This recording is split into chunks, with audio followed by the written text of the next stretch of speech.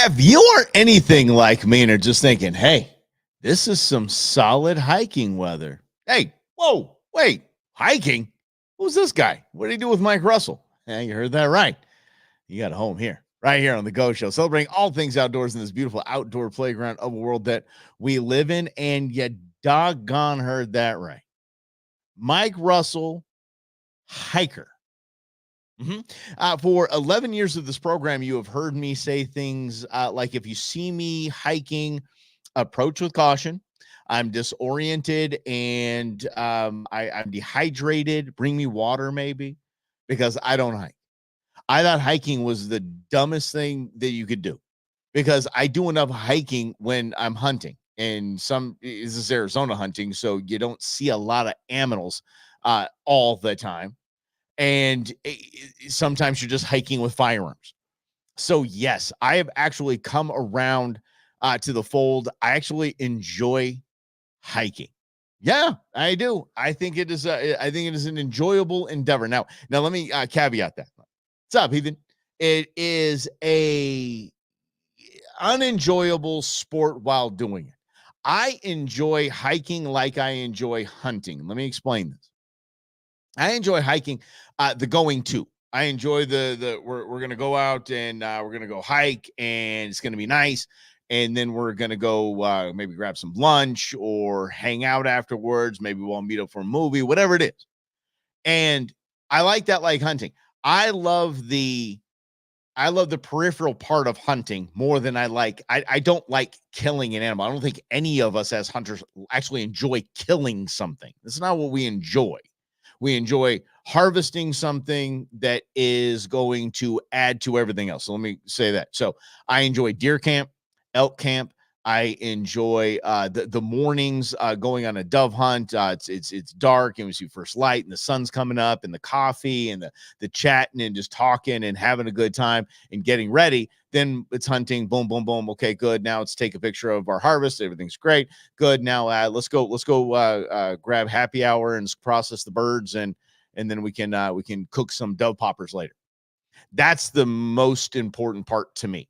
The most important part is the preparation. The most important part is the preparing food from my harvest. That's it. Same thing with hiking. I do not enjoy the actual hiking. I don't. It's tiring and I don't really understand these trails yet, so I don't really know where I'm going. I don't know how far it is after that, and it's tough. But this weather is awesome. So it's actually, you're not dying out there. You're not thinking it's too hot. It's not too cold. You're just cruising right along, and it's okay weather-wise. Other than that, there's actual inclines, like it's steep at yeah. But I do like the driving out there, chatting, having a good time, meeting up with peeps, and everybody's all hugging it. It's all good. And then it's, oh, how much further we got? Oh my gosh, we're almost done. And then you're done. You're like, hey, all right, everybody, that was great. That was a lot of fun. That was a great workout. This is good stuff there. Good stuff. And then you go happy hour. That's hiking. That's hiking to me. And that's the way I'm gonna play. Yeah. So there you go. I actually I have hiking shoes. I do. I bought trail shoes. I really did. You understand? There's a whole new me, and it's not like I'm just passionate about it. I'm all about hiking and it'd be all snobby. Yeah, but my girlfriend's girls bought me a camel pack, the little backpack with the. Yeah, I don't even know how to do it. There was like this emergency last time we went hiking. I'm like, I can't get any water through, and they took the backpack off, and you had this upside down, and I'm not going to get snobby about it. I just like doing it every now and again. And I got shoes. So I have shoes in the camelback. So therefore, and I've been hiking more than 3 times. So that makes me a hiker. I'm a hiker. There we go. I'm in. But I'm not going to stay away from sway away from my stance. Let me let you know what I mean. An interesting article I was reading the other day about Garmin's. So there's a Garmin, you've heard of this, the Garmin InReach. The Garmin InReach is basically a satellite phone. The Garmin InReach is what, if you're in some real trouble, if you're in the soup and you need and your cell phone just doesn't work, you don't have the reception, this is a cool thing to have. Not advertising for it. It was just it was very telling because there were thousands and thousands of Garmin SOS calls that were triggered in 2023 is the stats on this. So thank the good Lord, there's a pie chart and I can see what this is. And again, I'm going to stay on hiking here. Hiking and backpacking was by far and away the most triggered SOS calls on the Garmin InReach. Other things in there, including this is pretty comprehensive. Okay, so others, which is los otros, sailing, paragliding, rafting, horseback riding, fishing, dirt biking, cycling. It covers everything: snowmobiling, camping, climbing and mountaineering, boating, motorcycling, driving. So the two biggest were hiking and backpacking. And the second biggest reason why people used SOS in the Garmin InReach is driving. I got stuck in a snowbank. I'm stuck. My phone won't work, and I'm in a blizzard, and I don't know what to do. I don't know how to get out of this, or I'm lost.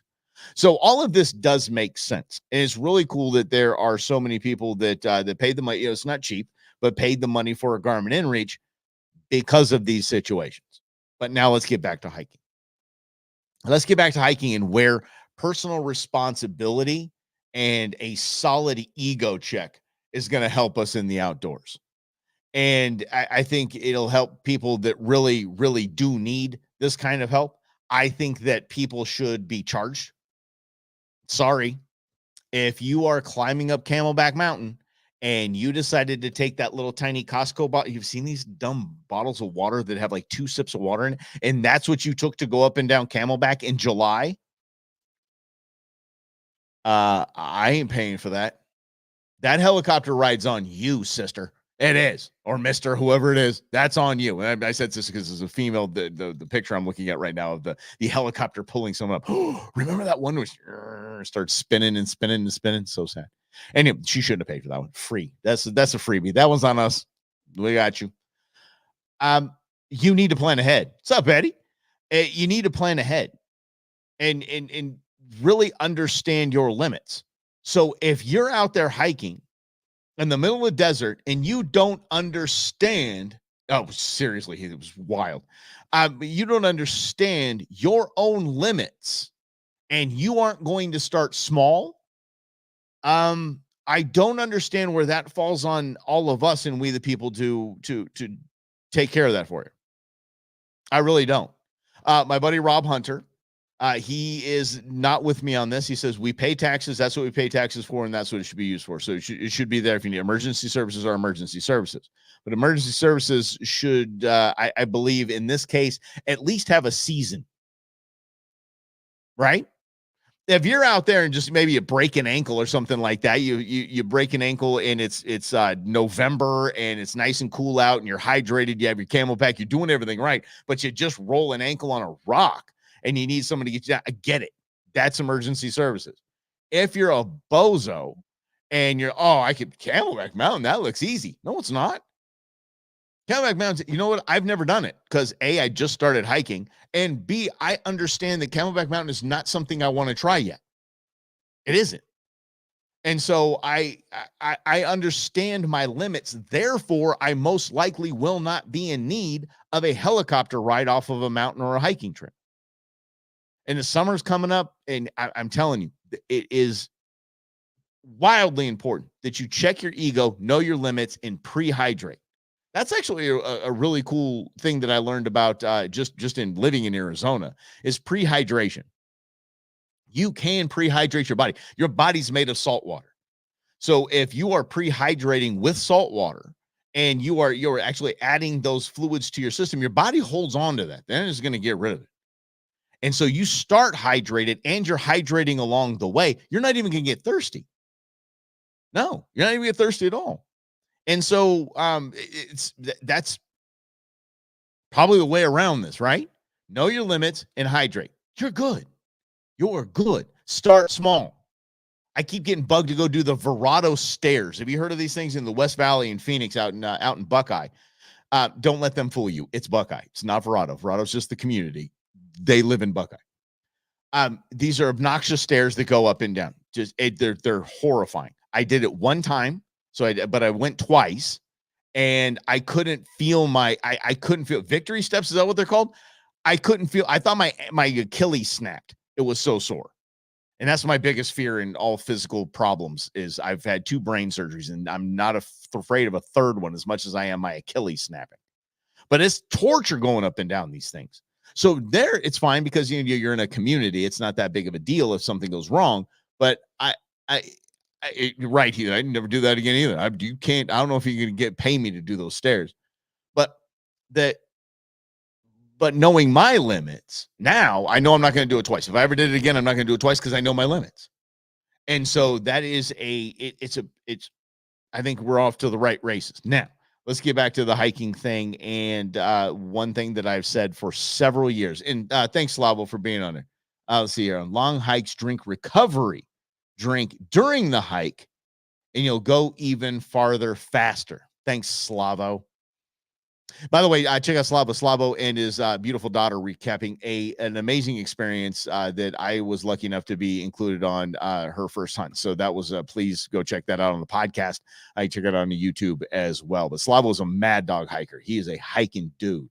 So me, not so much. I'm a newbie. He knows that. I know my limits. I don't know if Slavo has any.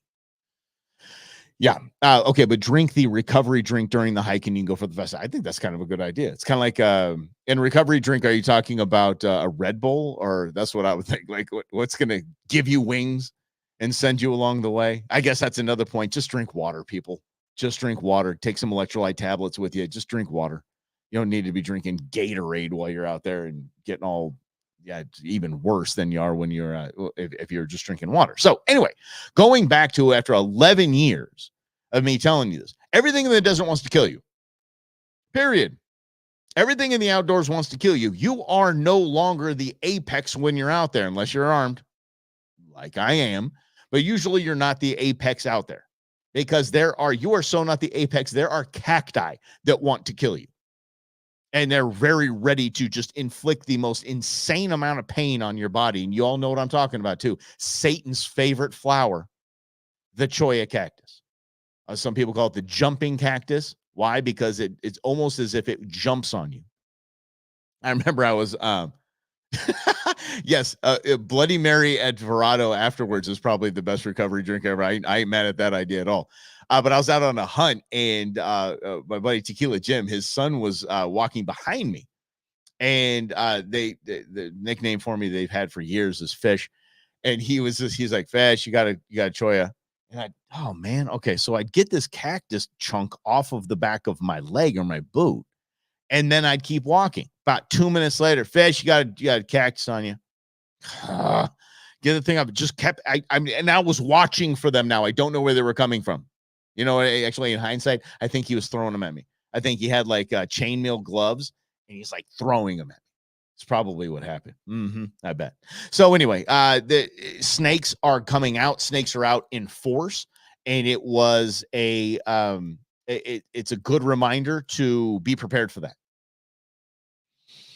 And however you want to be prepared for that, y'all know exactly what I'm saying. You do what you do to avoid snakes or keep snakes out of away from harming you. Go nuts. I'm not going to judge you. Every way I could get a snake out of my way, every way you could possibly fathom getting a snake out of your way, I've done. Is as important when you're bird hunting for bird ID. It is as important to have snake ID just for your own, like just calm, cool. You know, I'm good with this, right? Because you can see a snake, know what the snake is, and know if you need to give a rat's ass that it's there with you. How about that? Sorry, rat's assets. Maybe that's easy for you. Know that should I be afraid of this or should I not be afraid of this? Me, I used to be like Steve Irwin, like a dang idiot, and I'd pick up snakes all the time. I actually have a picture of me holding a snake and a catfish that I got at the same time. I don't know. It was me. Yeah. Whoa. Pyrotechnics. Whoa. Start hydrating 2 days before the show. Oh my goodness sakes. Yeah. So, okay, good. Eddie brings up a fantastic point. And he says that he's a licensed pyrotechnician. Can we hang out? Holy yes. I did not know I knew a licensed pyrotechnician. I didn't know I could be a licensed pyrotechnician. I would like to be a licensed pyrotechnician, please. I would like to at least get paid for my real scary obsession about lighting things on fire. Oh, but he says because it's 110 out for the 4th of July shows, they start hydrating 2 days before. That's what I'm talking about right there. That is what I'm talking about. And yesterday, by the way, it was the last field trip out at Mesquite Wildlife Oasis. And what a great group of people, human beings that put this on. I call them the gaggle of awesomeness. And it's put on by Wildlife for Tomorrow, which I'm on the board. And I'm very proud of them. I'm proud of the organization. I'm proud of kids getting to get outdoors in this wonderful West Valley location that has 2 ponds. They learn aquatic insects. They take a nature walk. There is, and I'm going to post it this weekend on social, there is a great horned owl just chilling in one of the palm trees, just staring at you. Just 3 to 4 pounds of I could rip your face off. Again, everything in the desert wants to kill you. And that great horned owl was looking at me like it wanted to kill me. I have a great horned owl tattoo. Like, I love them. Doesn't matter to them. It just ripped my face off. Anyway, and then part of this, and this is the reason why I'm getting into it, Eddie, about the pyrotechnician. Part of it is wilderness survival. So they learn how to make shelter, and believe it or not, learn how to make fire. So I volunteered for next season. Y'all want me to teach you how to make fire? I'll teach the kids how to make fire. We'll light anything on fire. Give me a mirror, give me a flint, give me a magnifying glass. Pfft, I'm doing this. I don't even get me started on the bow drill thing. It's crazy. Yeah. Mm-hmm. Oh, really? Tolleson, right up the road from me, man. Oh, that's fantastic. Love it, Eddie. Appreciate that. But I still want to know about how you become a licensed pyrotechnician. I can't. Oh, it just sounds delicious. I want to do it. But anyway, big thank you to Becky and the entire crew out there for just having me out yesterday, and I got to see this whole thing at Mesquite Wildlife Oasis out near the big solar field. So it's out there at Wintersburg. Really, really super cool place. But you get to see a bunch of cool stuff. I didn't know what a water scorpion was. I didn't know what a lot of that stuff was. So I learned. That's pretty cool. A lot of fun. Anyway, yes, everything in the desert wants to kill you. You need the basics when you get out there. The fire, the fire, the shelter, and the water, and the food. You need that kind of stuff. But it was an interesting article that cars were the second, right behind hiking and backpacking. They called it hiking and backpacking was the SOS for the Garmin InReach. And it's pretty. I think it's pretty neat. I think it's pretty cool to look at these things. And apparently, camping, we're good. Motorcycling, we're good. What else is on here? Let me see. What else we got here? Snowmobiling, we're good. Hunting, look at us hunters. We got this thing figured out. SOS. I don't need to call SOS. I'll just stay right here. Eat what I've taken. I'm good. Off-roading, great job, everybody. Work-related. There's actually a slice here for work-related.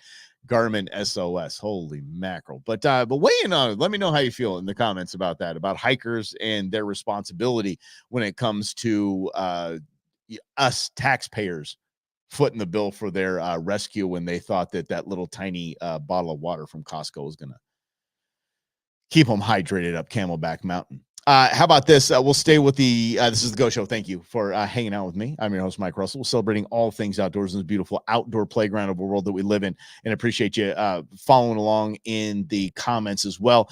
Mountain lion attacks California shed hunters, killing one and injuring another. Look, this is tragic, obviously. But it's, again, a good reminder of what I just talked about. It doesn't matter what you're doing. Anything on that pie chart that I was just talking about from Garmin, you're in the outdoors. You're an eco-tourist. You were going out. Oh, we were charged to rule over the dominion of all things in the world. Sure. But guess what? That's their home court. And they will defend themselves, their home court, and their babies with deadly force. No matter what, if it's a mountain lion, whatever it is. They don't say, oh, that's a human. That human's going to get me. So I better roll away. No, they might even be curious to what you are. So this story of a mountain lion attack in California that killed shed hunters, a shed hunter, And apparently, the story is that the shed hunter that died was defending, was protecting the other, basically laid down his life, which is obviously heroic and tragic. And it's sad. So I was reading the story. I was reading as much detail is has been brought out, and that's why I don't bring it up right away. Especially in stories like this, I don't want to just pop in. I saw the headline days ago, and now I want to talk about it. This is a daily show. I can talk about it right when I know about it. But let's look in to get some details. So I'm going through the story and how this all unfolded, and never really did I get to the part where somebody drew a sidearm. And I'm not making fun of the people. I'm not. I'm not making fun of the people. This is a 21-year-old and his 18-year-old brother. So these are kids. I get it. The kid's been through multiple surgeries and he's lost his brother. So I am not ripping on these people by any stretch. These kids, I can't even imagine what I just can't even get my head around what they're going through. So I'm not bagging on them. I'm just using this as a story for us so we can learn from this and we can understand that when we are out there, no matter what you're doing, I don't care if it's shed hunting, I don't care if it's hunting, I don't care if it's hiking, I don't care if it's backpacking, camping, name it. If you are outside of the city limits, you're an eco-tourist, as we currently have our world set up. You're an eco-tourist. Be prepared. Be prepared to defend yourself. Be prepared to protect yourself. Whether that is stay in shape, whether that is keep your head on a swivel, whether that is stay armed, up to you. So I stay armed because that is the best line of defense for me. I mean, I'm not a big warning shot kind of guy. If a mountain lion is down, crouched, and moving quickly towards me, I'm opening fire. Period. So I feel so bad that, there's so many things so many ways you can go with this. California definitely is an anti-gun culture. But these are shed hunters. So maybe, there's a lot going on here, but it's a very relevant story to what we do all the time. What we do all the time is actual dangers. It just is.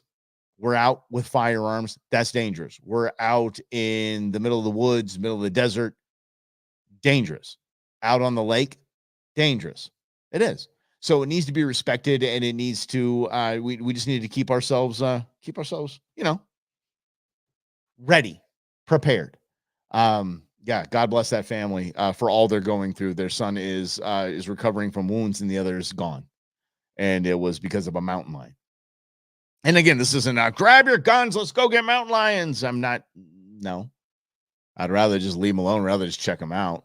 But if I'm if I'm hunting one, obviously I'd like to take one. But and by the way, I heard mountain lion meat is probably one of the best meats you're ever going to have.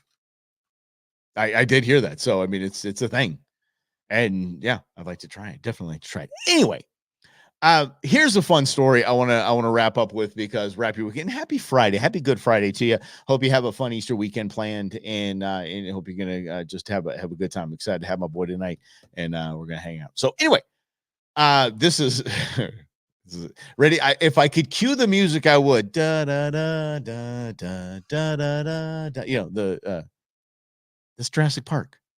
You don't know? No, didn't sound like it. Yeah, well, anyway, it's so wonderful. Look at us, and then every Jurassic Park movie. It's so wonderful. Oh, look, it's a dinosaur. Oh, and then everybody's getting eaten. This reminded me of it. Here's the question from Wildlife Magazine: is the woolly mammoth coming back from extinction? This is a major breakthrough, says Megan Swinney, the author of this deal here. Listen, I mentioned Jurassic Park. There are quite literally 5 Jurassic Park movies that tell us this is a terrible, terrible, terrible, terrible idea. And I actually want to quote Jurassic Park, and I'm gonna misquote. I'll paraphrase Jeff Goldblum's character, where he was being challenged by the owner of the park. And he said, what California condors, if I bring California condors back from the brink of extinction, you would have nothing to say. He said, look, This isn't the woolly mammoth, and I'll use this example. The woolly mammoth isn't a animal that was run to extinction by deforestation or urban sprawl or anything like that. Nature chose the woolly mammoth to become extinct. And so we're very clear. The vast majority of species on this planet are not here anymore the way it is. So, it's a noble effort trying to protect a species, especially when it comes from knuckleheads or it comes from just, us just saying not caring. Okay, we have responsibility to that, but the majority of species that were ever on this earth aren't here anymore.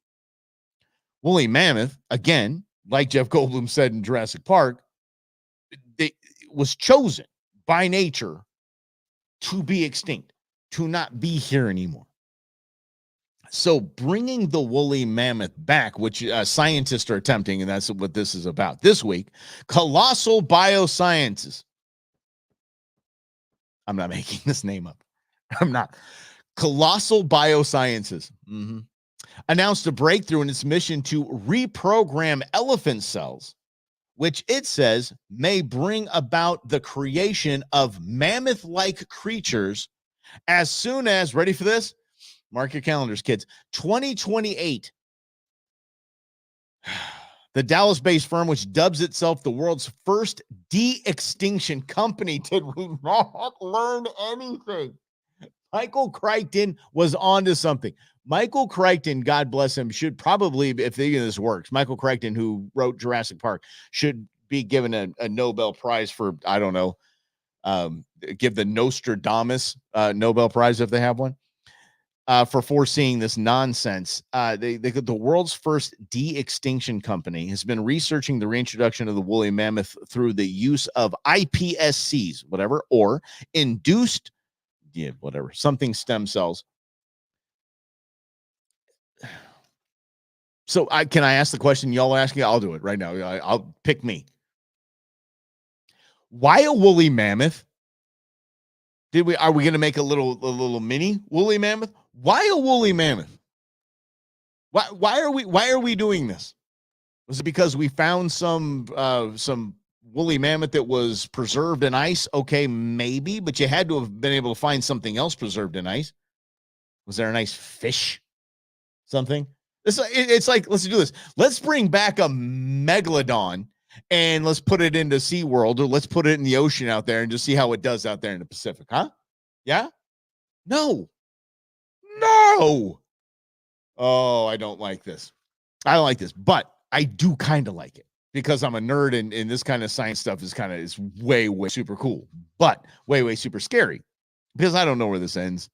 But I mean, look at this. We have artificial intelligence. I don't know where that ends. I don't think it ends good. I know what Skynet is. I've seen Terminator. So let me get a quote here. So he said, "We are most excited to use the cells we have developed to grow elephant, I don't know what on a dish. While elephants have been a challenging species, this has been an incredibly unique opportunity with so much to learn and share now and into the future. This is a momentous step with numerous applications, and we're proud to share this with the scientific community." Ben Lamb, the co-founder and CEO. Each step brings us closer to our long-term goals of bringing back this iconic species. Here's the other side of it. If they're going to have a woolly mammoth tag, I want one. I'm going to say it. Don't care. Yep. Bring it back to hunt it. Bring it back to our ability to hunt it. Okay, fine. I'll go with it. Yeah. This is, I'm going to get that whole, truly global warming. I mean, climate change. It would be cruel to bring back the woolly mammoth cover. I would agree with that. Bringing back the woolly mammoth in June in Arizona is not cool. Get it? Not cool. No. Okay. That's some dad jokes. This is a show. I don't guarantee the jokes. But that is just, it's absolutely, yeah. David. Ooh, the wounds are a little sensitive still on that one. Holy man, a governor auction woolly tag. Oh my goodness! If you haven't been paying attention, your Arizona Game and Fish Department has is now phasing out auction tags. The ability they still give their governor's tags, their what they call them, the commission tags, and but they can't be auctioned anymore. And if you missed the ultimate troll, Jimmy John actually bought the last online auction tag for an elk. Bought it a couple days ago for $501,000. 501. That's pretty cool. Yeah. Yeah. I seriously, Eddie, I think that, I mean, you see all the communities where you go hunt an elephant. They're like, because it's a problem elephant, it's a bull elephant, it's killing the all of our landscapes, killing everything, and take it, and then the meat goes to the community. So obviously, I mean, somebody's got to like it and put a little Slavo salt on there. It'd be just fine. Yeah, you need. Okay, I'm gonna call Jason at Canyon Coolers, and I'm gonna say, "Hey, dude, we need to get a woolly mammoth size." Yeah, I actually have the Canyon 105. I'm sorry, 150, which is just gigantic, and this thing weighs more than my kid. Whew, my kid's 16. So anyway, thank you so much for hanging out. And happy Good Friday to you. I hope you have a wonderful, wonderful Easter weekend. And yeah, let's stay away from bringing back woolly mammoths and T-Rexes and velociraptors. And I think we can be patient. 2028 is a little too soon. Yeah, a little too soon. I think I'm going to be too old to outrun one. I can't outrun one now. Have a great day. Thank you so much for hanging out right here on The Go Show. See y'all next week at 11 a.m. Monday, 11 a.m. See you there.